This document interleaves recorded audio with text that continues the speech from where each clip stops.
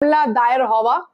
এবং দিদি খুব ভালো করে জানেন যে হাইকোর্ট রাজ্যের ভূমিকা এবং মমতা ব্যানার্জির ভূমিকা সম্পর্কে ওয়াকিবল। খুব ভালো করে রাজ্য সরকারের ভূমিকা সম্পর্কে হাইকোর্ট জানে এবং কতটা কঠোর করা সেটাও মুখ্যমন্ত্রী মমতা ব্যানার্জি জানেন।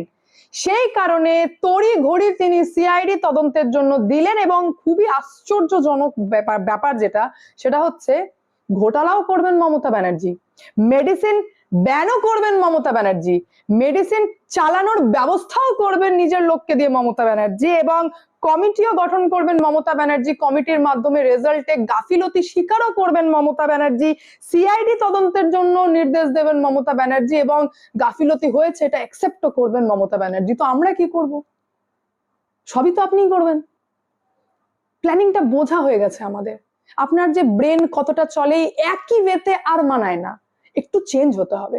মারাত্মক দুর্ঘটনা ঘটে গেছে, আমি আপনাদেরকে জানাচ্ছি মারাত্মক দুর্ঘটনার শিকার